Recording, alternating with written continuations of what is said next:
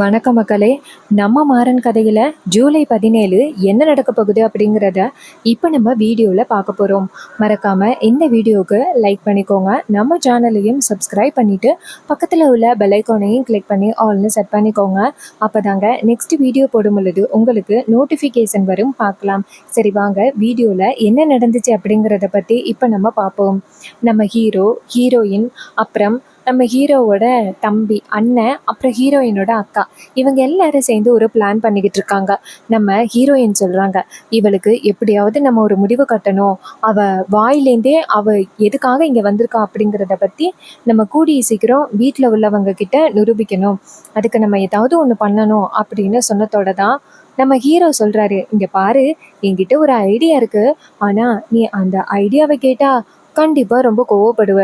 அதுக்கு வீரா சொல்கிறாங்க, இங்கே பாரு, என்ன ஐடியான்னு சொல்லு. அது கோவப்படணுமா கோவப்படக்கூடாதா அப்படிங்கிறத பற்றி நான் அப்புறம் முடிவு பண்ணிட்டு சொல்கிறேன், சரியா? இது கேட்டதும் ஹீரோ சொல்கிறாரு, இது ரொம்ப பழைய ஐடியா தான். இது மாதிரி நான் முன்னாடி அதிகம் தண்ணி குடிச்சேன்னா நான் என்ன உளறேன் அப்படிங்கிறதே எனக்கு சுத்தமாக தெரியாது. அப்படியே எல்லா உண்மையுமே உளறிடுவேன். ஸோ அதே ஒரு டெக்னிக்கை நம்ம அந்த வில்லிக்கிட்ட பயன்படுத்தினா நல்லா இருக்குமே அப்படின்னு எனக்கு தோணுது. இதை கேட்டதும் நம்ம ஹீரோயின் சொல்கிறாங்க, பரவாயில்ல, நீ குடிச்சதுலேயே ஒரு உருப்படியான விஷயம் இந்த ஒரு நல்ல விஷயம் அப்படின்ட்டு நேராக கார்த்தியை பார்த்து, இங்கே பாருங்க, இதில் நம்ம 3 பேருமே ஒன்றா சேர்ந்தால் மட்டும்தான் கரெக்டாக இந்த பிளானை ஒர்க் அவுட் பண்ண முடியும். நான் எப்படியாவது அக்கா கிட்ட இந்த ஜூஸை கொடுத்து விட்டு அந்த விஜி கிட்ட கொடுக்க சொல்லிடுறேன். விஜி கண்டிப்பாக அந்த ஜூஸை குடிப்பா. ஏன்னா நம்ம யாரு மேலேயுமே அவளுக்கு நம்பிக்கை இல்லை. ஆனால் கண்மணி அவளோட டீம் அப்படின்னு நினச்சிட்டு இருக்கா. ஸோ அந்த ஜூஸை அவ கையில் கொடுத்து விட்டா எந்தவித சந்தேகமும் இல்லாமல் வாங்கி குடிச்சிருவா.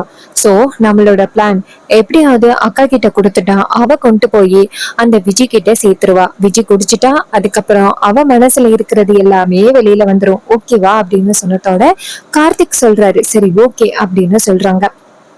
அப்புறமா ஹீரோ சொல்றாரு, இது எல்லாமே ரெடியா இருக்கு, நீ உன் அக்காவை வர சொன்னா மட்டும் போதும் அப்படின்னு சொன்னதோட நம்ம ஹீரோயினும் சரி அப்படின்னு சொல்றாங்க. இன்னொரு பக்கம் அந்த வள்ளி என்ன பண்றாங்கன்னா, எவ்வளவு தைரியம் இருந்தா என்கிட்டயே வந்து கர்ப்பமா இருக்கேன் அப்படின்னு போய் சொல்லி இந்த வீட்டுக்குள்ள வந்துட்டு ராணி மாதிரி சுத்திக்கிட்டு இருப்பான். அவளுக்கு நம்ம ஒரு முடிவு கட்டணும் அப்படின்னுட்டு நம்ம வள்ளி என்ன பண்றாங்கன்னா, நேரா சாமி ரூமுக்குள்ள போயிட்டு சாமி கும்பிட்டுக்கிட்டு இருக்காங்க. அப்ப வீடுக்குள்ள ஒரே புகையா இருக்கு. இத பார்த்ததோட நம்ம வில்லிக்கு ஒரு சந்தேகம், என்ன இது, வீடு ஃபுல்லா ஒரே புகையா இருக்கு, என்னாச்சு, சித்திங்க அப்படின்னு சொல்லிட்டு சித்தி சித்தி அப்படின்னு கூப்பிட்டுக்கிட்டு போய் ரூம் கதவை திறக்கிறாங்க. பார்த்தா அந்த ரூமுக்குள்ள இருந்து மஞ்சள் கலர் புடவை கட்டிக்கிட்டு கையில பெரிய விளக்கமத்தோட இங்க இருந்து வராங்க. அவங்கள பார்த்ததும், சித்தி என்ன சித்தி இது அப்படின்னு சொல்லிட்டு வில்லி கேக்குறாங்க. அப்பதான் வள்ளி சொல்றாங்க, எவ்வளவு தைரியம் இருந்தா இந்த வீட்டுக்குள்ள வந்துட்டு கர்ப்பமா இருக்கேன் அப்படின்னு சொல்லி எங்க எல்லாரையும் ஏமாத்துவ அப்படின்னு சொல்லிட்டு நம்ம விஜய்க்கு சரியான விளக்கமத்தடி விழுகுது. அப்ப விஜய் வந்துட்டு கத்திக்கிட்டு ஓடுறாங்க, ஐயோ காப்பாத்துங்க அப்படின்னு சொல்லிட்டு கத்திக்கிட்டு ஓடுறாங்க. ஆனா வீட்டுல யாருமே இல்ல. அப்ப விஜய் அழுகுறாங்க, ஐயோ என்னை காப்பாத்துங்க அப்படின்ட்டு அழுது கத்துறாங்க. அப்ப வள்ளி வந்துட்டு அடிச்சு வெளுத்து கட்டிட்டு அந்த விஜய் கண்ணை மூடிக்கிட்டு இருக்கும் பொழுது வள்ளி அந்த இடத்துல இருந்து போயிடுறாங்க. அதே நேரம் விஜய் சத்தம் போடுறது கேட்டதோட விஜயோட அம்மா இங்கேருந்து ஓடி வந்து, ஏட்டி என்னாச்சுடி, ஏண்டி இப்படி உட்காந்துருக்க பேரஞ்ச மாதிரி அப்படின்னு சொன்னதோட அப்ப வில்லி சொல்றாங்க, அம்மா அந்த வள்ளி என்ன அடிக்கிறாமா, என்னன்னு கேளுமா அப்படின்னு. அப்ப வில்லி கேக்குறாங்க, யாருடி அடிக்கிறா, கொஞ்சமாவது யோசனை பண்ணி பாருடி, கண்ணை முழிச்சு பாருடி அப்படின்னு சொன்னதோட அவங்க கண் முழிச்சு பாக்குறாங்க. பார்த்தா பக்கத்துல யாருமே இல்ல. இத பார்த்ததும் வில்லிக்கு ரொம்ப அதிர்ச்சி. அம்மா இப்பதாமா அந்த வள்ளி அவ விளக்கமத்தை வச்சுக்கிட்டு என்னை வெளுத்து வாங்கினா. இதை கேட்டதும் வில்லி சொல்றாங்க, ஏடி எதுவும் கனவுல கண்டியா, இங்க பாரு, அங்க பாரு வள்ளிய. அப்ப சொன்னதோட விஜய் நேரா வள்ளிய பாக்குறாங்க. அப்ப வள்ளி கேஷுவலா வந்துட்டு, என்னாச்சு, என்ன நடக்குது அப்படின்னு கேக்குறாங்க. அப்பதான் வில்லி சொல்றாங்க, சித்தி ஏன் சித்தி என்ன இப்படி விளக்கமத்தால அவ்வளவு அடி அடிச்சீங்க, நான் மாசமா இருக்கேன் அப்படின்னு கூட உங்களுக்கு இறக்கம் இல்லையா? இதை கேட்டதும் வள்ளி சொல்றாங்க, ஐயோ நானா, நான் எப்ப அடிச்சேன், என்ன ஏதாவது கனவுல கண்டியா? எப்படி விஜய் உன்னை போய் நான் விளக்கமாத்தால அடிப்பேன்? நீ மாசமா வேற இருக்க, உன்னை போய் நான் அப்படி பண்ணுவேனா? ஏதாவது கனவுல கண்டியா விஜய்? அப்ப விஜய்க்கு எது உண்மை அப்படின்னு ஒண்ணுமே புரியவே இல்லை. அப்பதான் நம்ம வில்லி கேக்குறாங்க, ஏ விஜய், ஏண்டி இப்படி உளர்ற, வாடி போகலாம் அப்படின்னு கூட்டிட்டு போறாங்க. அப்பதான் வள்ளி நினைக்கிறாங்க, உனக்கு இதுக்கு மேல அடி கொடுத்துருக்கணுண்டி, ஆனா உனக்கு கண்டிப்பா ஒரு நாள் பயங்கரமான விஷயம் காத்துக்கிட்டு இருக்கு அப்படின்ட்டு நம்ம வள்ளி வந்துட்டு சரியான கோவத்துல இருக்காங்க. இன்னொரு பக்கம் அந்த வில்லிய அவங்க அம்மா கூட்டிட்டு போயிட்டு, இங்க பாருடி, ஏண்டி இப்படி உளறிக்கிட்டு இருக்கிற, ஏதோ பைத்தியம் பிடிச்சிருச்சு அவனுக்கு. அதுக்கு வில்லி சொல்றாங்க, அம்மா, அந்த வள்ளி என்ன விளக்கமாத்தாலும் அடிச்சது உண்மைமா, அவ பொய் சொல்றாமா. அதுக்கு வில்லி சொல்றாங்க, ஏட்டி, ஒருவேளை நீ அந்த மூக்கு செவப்பா இருக்கு, காலுக்கால் கருப்பா இருக்கு, முதுகு அரிக்குதுன்னு சொல்லிக்கிட்டு இருந்தியே, அவங்க கூட இந்த சிம்டம்ஸ் எல்லாம் இருந்தாதான் கர்ப்பமா இருக்கிறது அப்படின்னு சொல்லி உன்னை ஏமாத்தினாங்க. நீயும் அதன்படி நடந்தியே, அதனால அந்த வள்ளிக்கு சந்தேகம் வந்துருச்சு. அதனாலதான் உன்னை வெளுத்து கட்டியிருக்கா. இங்க பாரு, அவங்க எல்லாருக்கும் நம்ம மேல முழுசா சந்தேகம் வந்துருச்சு. அதனால கண்டிப்பா நம்மள இருக்க விட மாட்டாங்க. இன்னும் கொஞ்ச நாள்ல நீ கர்ப்பமா இல்ல அப்படிங்கறத நிரூபிச்சு உன்னை இந்த வீட்டை விட்டு துரத்துறதுக்கு முடிவு பண்ணுவாங்க. இங்க பாரு, நான் இந்த மாதிரி ஒரு பணக்கார வாழ்க்கையை வாழ்ந்து பழகிட்டேன். என்னால இந்த வீட்டை விட்டு போக முடியாது.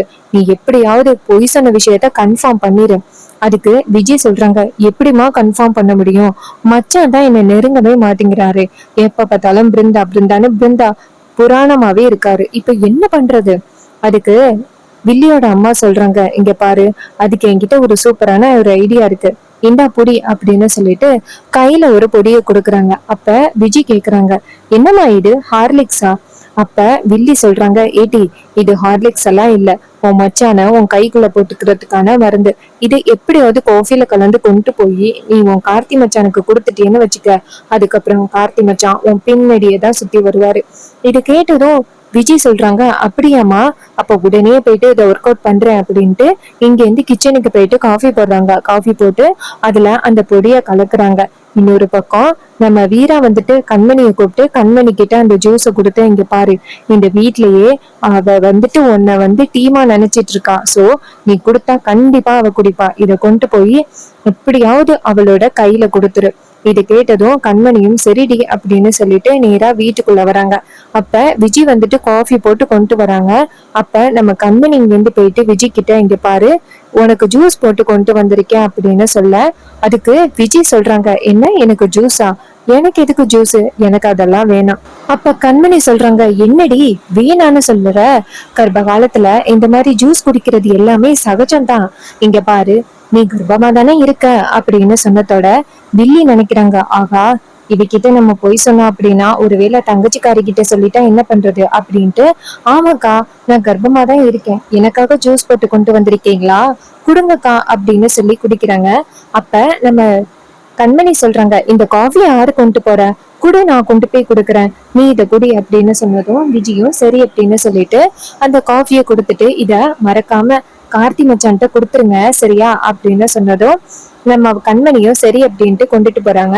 அப்ப இடையில நம்ம வள்ளி எல்லாருக்கும் காஃபி கொண்டு வர்றதுக்காக கப் கொண்டு வரும் பொழுது அந்த கப்போட கப்பா இதை அப்படியே மாத்தி வச்சிடுறாங்க. நம்ம கண்மணி மாத்தி வச்சுட்டு அவங்க ரூமுக்கு போயிடுறாங்க. அப்ப நம்ம விஜய் வந்துட்டு அந்த ஜூஸை நல்லா குடிச்சதோட அவங்களுக்கு ஒரு மாதிரி மயக்கமா வருது. என்ன இது ஒரே மயக்கமா வருது, ஒருவேளை ஃபுல்லா சாப்பிட்டதுனால தூக்கம் வருது போல அப்படின்ட்டு அவங்க ரூமுக்கு வராங்க. அந்த நேரத்துல வீராவும் மாறனும் அந்த விஜயோட ரூம்ல ஒளிஞ்சுக்கிட்டு இருக்காங்க. கார்த்திக் சொல்றாரு, இங்க பாருங்க, கண்டிப்பா அவ புலம்ப ஆரம்பிப்பா, இப்படியாவது அவ பேசுறது எல்லாத்தையுமே நம்ம ரெக்கார்ட் பண்ணிட்டா போதும் அப்படின்னு சொல்ல, அதுக்கு வீரா சொல்றாங்க, ஆமா, இங்க பாருங்க, நீங்க பேசுறதுலதான் இருக்கு, அதை வச்சுதான் அவ உண்மையை சொல்லுவா சரியா?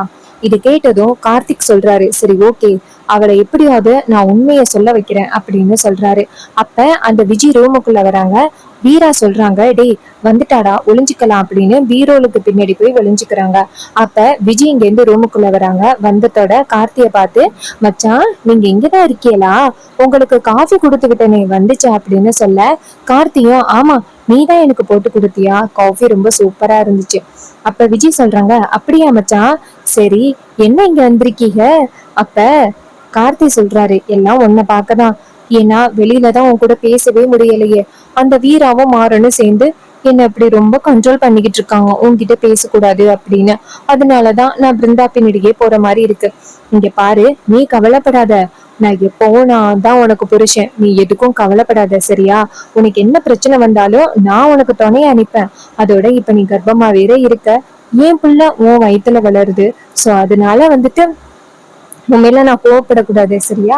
அதனால நம்ம 2 பேரும் இனிமே சந்தோஷமா இருப்போம். நம்ம 2 பேருக்குள்ள இனிமே எந்தவித பிரச்சனையும் வேணாம். நீ ஹாப்பியா இரு சரியா? அப்படின்னு சொன்னதோட விஜய் ரொம்ப சந்தோஷப்படுறாங்க. என்னடா இது, மச்சான் நம்ம கூட ரொம்ப சந்தோஷமா பேசுறாங்களே அப்படின்னு விஜய்க்கு ரொம்ப சந்தோஷம்.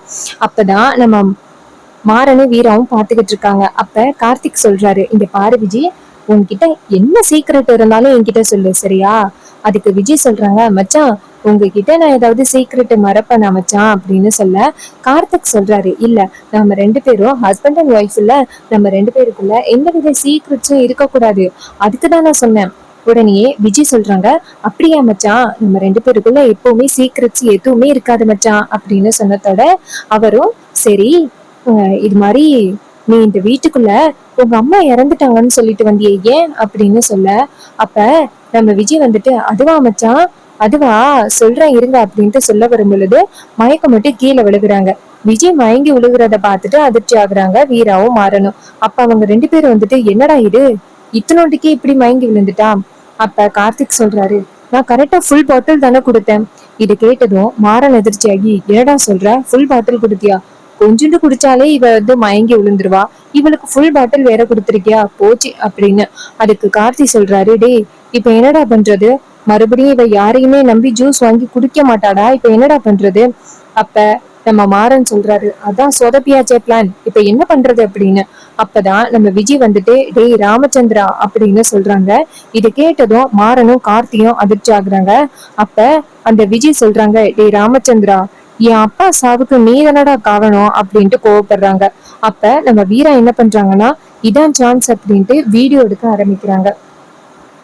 அப்ப விஜய் சொல்றாங்க, டே ராமச்சந்திரா, நான் எதுக்காக தெரியுமாடா உன் வீட்டுக்குள்ள வந்தேன், உன்னை பழி வாங்கணும் அப்படின்ட்டு தாண்டா இந்த வீட்டுக்குள்ள வந்தேன். இந்த வீராவும் மாறனும் உனக்கு பக்க பலமா இருக்காங்க, அவங்க 2 பேரையும் இந்த வீட்டை விட்டு ஃபர்ஸ்ட் துரத்தி அடிக்கணும், அதுக்கப்புறம் தான் உன்னை பழிவாங்க ஆரம்பிக்கணும். டே ராமச்சந்திரா, உன்னை அனாதையாக்கி உனக்கு யாருமே இல்லாம ஆக்கி நான் எப்படி என் அப்பாவை விட்டு பிரிஞ்சு கதறனோ, அதே மாதிரி உன் பிள்ளைங்களும் உன்னை விட்டு பிரிஞ்சு கதறி அழுகணும். இத என் கண்ணால பார்க்கணும். நீ அனாதையா நிக்கணும், உனக்கு கொல்லி போட கூட ஆள் இல்லாம இருக்கணும் அப்படின்ட்டு அந்த விஜய் கண்டினியூவா சொல்லிக்கிட்டு இருக்காங்க. இது எல்லாத்தையுமே கேட்டதும் வீராவுக்கு ரொம்ப அதிர்ச்சி. அப்ப நம்ம மாறன் சொல்றாரு, என்னடி இது? அப்ப வீரா சொல்றாங்க, இதுதாண்டா இவளோட உண்மையான முகமே அப்படின்னு. அப்ப கார்த்திக் இதையெல்லாம் கேட்டுட்டு, வீரா, நான் தான் அப்பவே சொன்னல, இவ பெரிய திட்டத்தோட இந்த வீட்டுக்குள்ள வந்திருக்கா அப்படின்னு.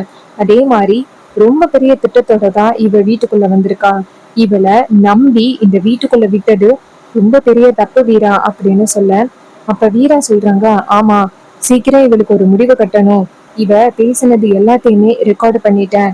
இத மாமா கிட்ட எப்படியாவது காமிச்சு இவளுக்கு முடிவு கட்டிடலாம் அப்படின்னு சொல்ல, நம்ம மாறன் சொல்றாரு, இதை விட நம்ம வலுவான திட்டத்தை ரெடி பண்ணணும். இதை கேட்டதும் நம்ம வீரா சொல்றாங்க, ஆமா அப்படின்னு.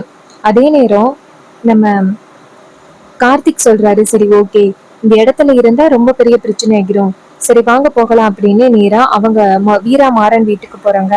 இன்னொரு பக்கம் விஜய் மயங்கி கிடக்க, அப்பதான் அந்த இடத்துக்கு விஜயோட அம்மா வராங்க. வந்துட்டு, ஏடி என்னாச்சுடி, ஏண்டி இப்படி தூங்கி வலியுற, உன்கிட்ட நான் என்ன காரியம் சொன்னேன், நீ என்னடி பண்ணிக்கிட்டு இருக்க அப்படின்ட்டு அவங்க பொண்ணை கிளப்புறாங்க. அப்ப அவங்க கிளம்பி, அம்மா சொல்லுமா. அதுக்கு வில்லி சொல்றாங்க, ஏடி என்னடி பண்ணிக்கிட்டு இருக்க, உன்கிட்ட நான் என்ன சொன்னேன், என்ன காரியம் பண்ணிக்கிட்டு இருக்க? அப்ப விஜய் சொல்றாங்க, என்னன்னு தெரியலம்மா, ஒரே மயக்கமா வந்துருச்சா, நான் அப்படியே படுத்து தூங்கிட்டேன். சரி என்னாச்சுமா? அப்ப வில்லி சொல்றாங்க, அதை தாண்டி நானும் கேக்குறேன், மாப்பிள்ள ஒரு ரூமுக்கு வந்தாரே, அப்புறம் என்ன ஆச்சு?